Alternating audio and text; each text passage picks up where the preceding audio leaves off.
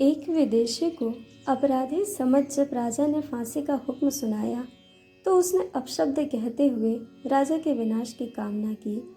राजा ने अपने मंत्री से, जो कई भाषाओं का जानकार था, पूछा, यह क्या कह रहा है? मंत्री ने विदेशी की गालियां सुन ली थी, किंतु उसने कहा, महाराज, यह आपको दुआएं देते हुए कह रहा है, आप 1000 साल तक जिए। राजा यह सुनकर बहुत खुश हुआ, लेकिन एक अन्य मंत्री, जो पहले मंत्री से ईर्ष्या रखता था, उसने आपत्ति उठाई, महाराज, यह आपको दुआ नहीं, गालियां दे रहा है। वह दूसरा मंत्री भी बहुभाषी था।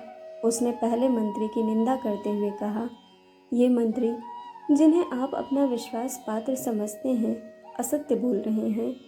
राजा ने पहले मंत्री से बात कर सत्यता जाननी चाहिए, तो वह बोला, हाँ महाराज, यह सत्य है कि इस अपराधी ने आपको गालियां दी और मैंने आपसे असत्य कहा।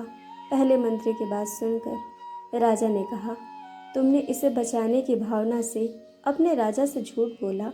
मानव धर्म को सर्वोपरि मानकर तुमने राजधर्म को पीछे रखा। मैं तुमसे बेहद खुश हूँ। फिर राजा ने विदेशी और दूसरे मंत्री की ओर देखकर कहा, मैं तुम्हें मुक्त करता हूँ।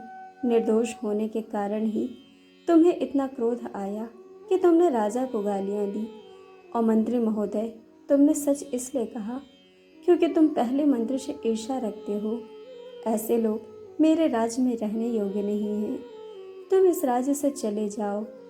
वस्तुतः दूसरों की निंदा करने की प्रवृत्ति से अन्य की हानि होने के साथ साथ स्वयं को ही नुकसान होता है। कहानी से यह भी सीख मिलती है कि सत्य महत्वपूर्ण है, लेकिन अगर उससे धर्म की रक्षा न हो सके तो सत्य असत्य से भी निम्न स्तर है। दोस्तों, कहानी आपको कैसी लगी यह हमें कमेंट करके ज़रूर बताइएगा और चैनल को सब्सक्राइब, वीडियो को लाइक शेयर करना बिल्कुल मत भूलिएगा। वीडियो देखने के लिए आप सभी का बहुत बहुत धन्यवाद। जल्द मिलेंगे एक और नई कहानी के साथ।